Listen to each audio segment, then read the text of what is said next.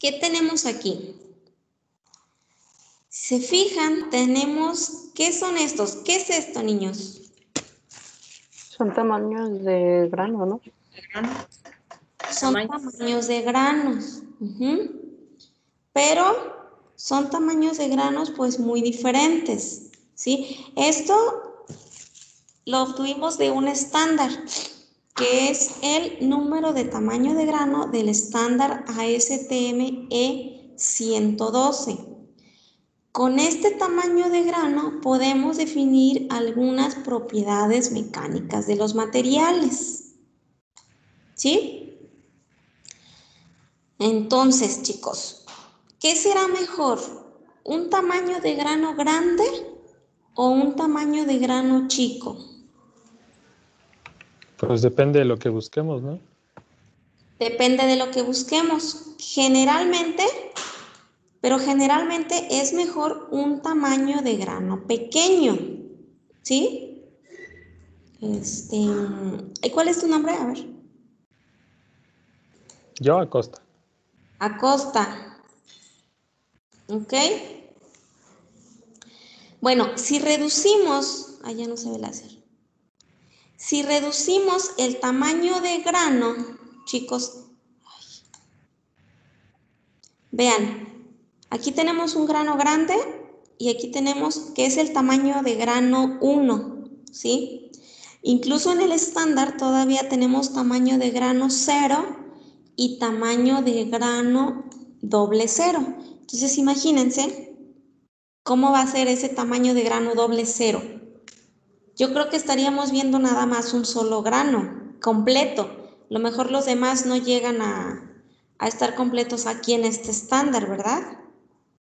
Entonces, vean, comparemos este que tiene un tamaño de grano 1 contra este con un tamaño de grano 8. ¿Qué pasa si se reduce, chicos, esa cantidad, perdón, ese granito? ¿Sí? Se hacen más finos los granos, ¿no? Y aumentan se hacen en más proporción. finos y entonces hay más fronteras de grano, ¿ok? Entonces, se fijan, aquí hay muchas fronteras de grano, ¿sí? Hay muchos granitos. Entonces, ¿qué va a pasar con las dislocaciones? Y todo eso lo vemos a escala atómica, niños. Las dislocaciones aquí van a tener muy poquito espacio para que se muevan, porque la distancia de estos granos o el área de cada granito es muy pequeña, ¿sí? Entonces, cuando una dislocación se mueve en un grano pequeñito, ¿sí? Va a encontrar una frontera o una barrera que ya no va a dejar que esa dislocación siga avanzando, ¿sí? Entonces, la resistencia del material es mejor en este tamaño de grano más pequeño o incluso en estos. ¿Por qué? ¿Qué pasa con esa dislocación si estamos hablando de un tamaño de grano grande? ¿Se fijan? Aquí, supongamos que se origina una dislocación aquí, ¿sí? Y se fijan, este grano grande casi abarca a la mitad de toda esta área, ¿cierto? Entonces, si se origina una dislocación aquí, chicos, ¿qué va a pasar? No va a haber ninguna barrera en toda esta sección. Entonces, la dislocación va a seguir avanzando hasta que llegue ¿a dónde? Al centro del material, ¿sí? Entonces, la resistencia del material va a ser menor, ¿sí o no? ¿Estamos de acuerdo hasta ahí, niños, o no? Sí. Sí, maestro. ¿Sí? Sí. Entonces, chicos, un grano grande va a tener baja resistencia, ¿sí? Puede tener también baja dureza y puede tener baja ductilidad. Entonces, tiende a fracturarse más rápido, ¿ok? Entonces, por ejemplo, para partes automotrices, supongamos un componente automotriz crítico. ¿Qué tamaño de grano considerarían? ¿Uno grande o uno pequeño? Un componente que esté sometido a esfuerzo.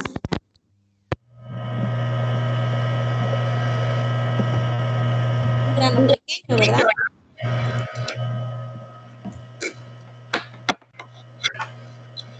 ¿Estamos de acuerdo o no, niños?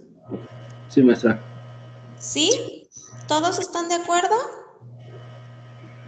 Maestra, pero ¿no sería más caro producir un tamaño de grano pequeño? ¿Perdón? ¿Ah, que sí es más caro? Sí. Pues no, si tenemos las condiciones adecuadas, podemos hacer tratamientos térmicos adecuados para esos tipos de materiales, para diferente tipo de material, ¿ok? Ok, gracias. Pero para eso, bueno, pudiera ser más caro si consideramos el tiempo o, por ejemplo, la temperatura de calentamiento de cuando hagamos un tratamiento térmico, ¿ok? Pero aún así, pues para obtener tamaños de granos diferentes, pues tenemos que modificar las propiedades internas de esos materiales, ¿sí? En ambos materiales, pues tenemos que calentar, por ejemplo, si tenemos un tamaño de grano grande o un tamaño de grano pequeño, ambos los tenemos que someter a temperaturas altas para modificarlo internamente y después aplicar un tratamiento térmico, ¿ok? Entonces, incluso a veces puede ser algo más económico, dependiendo también del tipo de tratamiento térmico que se esté aplicando.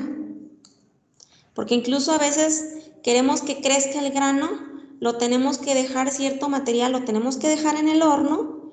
¿Para qué? Para que ocurra difusión, movimiento de átomos dentro de un horno. Entonces, para que ese horno esté funcionando, ¿qué tenemos que, o qué requiere? Requiere de calor, ¿no? Entonces, para que ese grano crezca, pues necesitamos aplicar temperatura.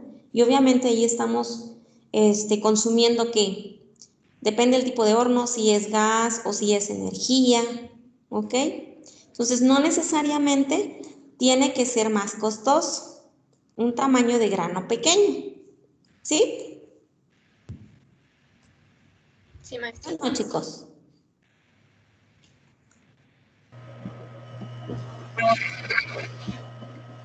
¿Cuál es el estándar que nos ayuda para determinar el tamaño de grano, chicos? Se los acabo de mencionar. Es el AISI. ASTM, ¿sí? Si consideramos un estándar internacional. Acuérdense.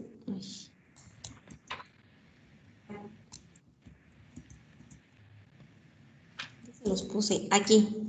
Aquí lo tienen. ASTM es 112, que es la American Society for Testing and Materials. ¿Sí? ASTM es 112. Este es un estándar donde nos indica, bueno, los métodos de comparación para determinar el tamaño de grano. Tenemos 3 métodos típicos que son para determinar ese tamaño de grano. Es el método de comparación, es uno de ellos.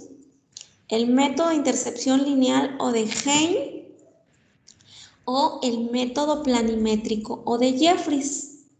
¿En qué consiste cada uno de ellos? Bueno, con el método de comparación, chicos, que dice aquí, involucra la comparación de la estructura de grano con una serie de imágenes graduadas. ¿Qué tenemos con esto? Nosotros preparamos nuestra pieza. ¿Qué hacemos? La preparamos metalográficamente, la vemos al microscopio y este método de comparación hace referencia a un aumento de 100x, ¿sí? Entonces, si nosotros queremos usar ese método, ¿qué debemos de hacer? La pieza que nosotros preparamos la debemos de ver en un objetivo o en un aumento de 100x y simplemente la comparamos con nuestro estándar. Y el estándar, pues lo que ustedes van a ver es esto. Ok, tengo mi muestra, yo la estoy viendo a mi microscopio, la comparo y digo, esta pieza se parece a un tamaño de grano 5. Ok, hago mi reporte, digo, yo tengo un tamaño de grano 5, se lo entrego a mi cliente, no sé, que es Chrysler o que es Ford, X, ¿sí? Supongamos que es una automotriz. Ok, y ahí está el tamaño de grano que tú me pediste, ¿sí? Ese es así de fácil.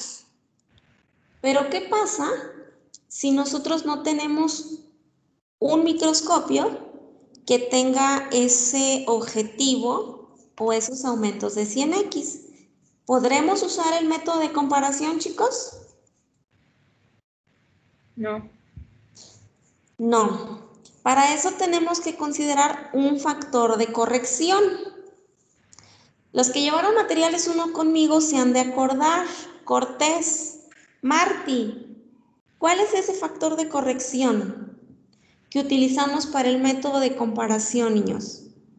Acuérdense que nosotros hicimos ejercicios con estos 3 tipos de métodos que les estoy mostrando ahorita. Según el objetivo que se usa en el microscopio, se agarra el factor de la X para ver cuántos cristales están viendo en la imagen. Sí, exactamente, Martí. Utilizamos un factor de corrección, ¿verdad? Un factor de corrección Q, ¿sí? Entonces, con ese factor de corrección Q nos da un cierto valor y ahora sí podemos trabajar con este método de comparación. ¿Ok? Entonces, sí pudiéramos trabajarlo, considerando un aumento diferente, pero ¿con qué? Con ese método de comparación. ¿Sí? Ahora, el siguiente método de intercepción, perdón, de tamaño de grano es el método de intercepción lineal o de Hein. ¿Cómo se realiza este método o este conteo de tamaño de grano? ¿Ok? Involucra el conteo de número de granos en un área determinada. ¿Sí? ¿Qué hacemos con el método de Hein, chicos? Bueno. ¿Dónde está? Aquí. El método de intercepción lineal, niños. Como comentaba Coronado, ¿qué hacemos? Con ese método de intercepción lineal, trazamos una cantidad de líneas. Pueden ser 2, 3, 4 a la misma distancia, ¿sí? Y por eso se llama intercepción lineal, porque contamos los granos que intersectan estas líneas, chicos. Aquí en la intersección vamos a contar cuántos granos está atravesando esta línea, cuántos granos está atravesando esta otra, cuántos granos está atravesando esta otra y sumamos la cantidad de granos, ¿sí? Ese es el segundo método. ¿Cuál es el tercero? Pero mañana chicos, entonces vamos a hacer ejercicio de cada uno de ellos. Ahorita les voy a dar entonces nada más una descripción general. ¿Cuál es el tercero? Tercero es el método planimétrico o de Jeffreys. ¿En qué consiste? Involucra el conteo de granos interceptados por una línea de ensayo o el número de intersecciones de la línea con los bordes de grano. ¿En qué consiste? Aquí, este es algo no complicado, pero es más tedioso. ¿Por qué? Porque aquí contamos grano por grano en toda esta área, ¿sí? Un granito, otro granito y todos los granos que tenemos aquí.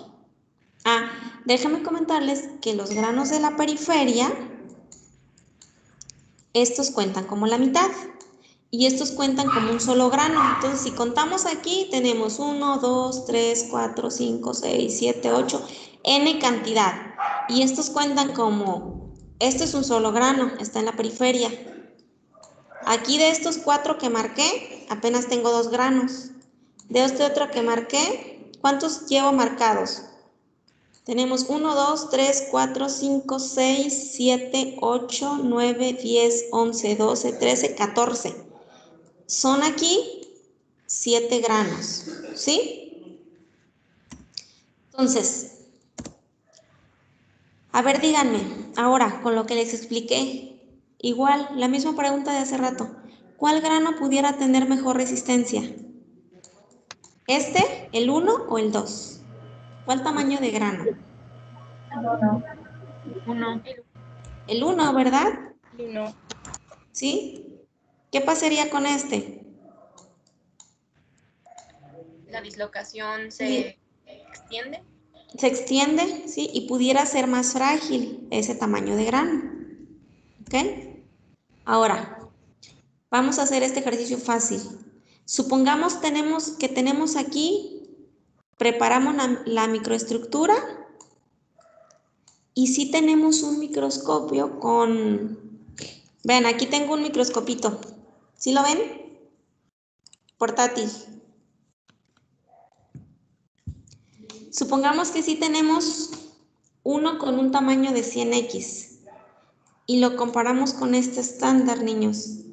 ¿A qué tamaño de grano correspondería? Así, a simple vista. Ese es el método de comparación, así de fácil se hace. Pero si se fijan, no es tan exacto. A ver, díganme, ¿qué tamaño de grano pudieran ver? El 5. El 5. ¿Quién más?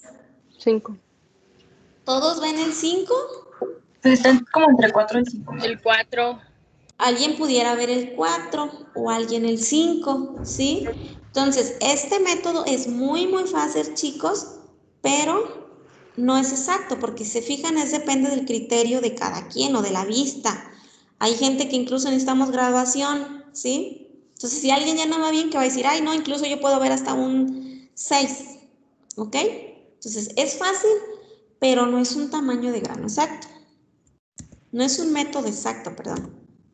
Ahora, con este, ¿qué tamaño de grano ven ahí, niños? 7. Un 7.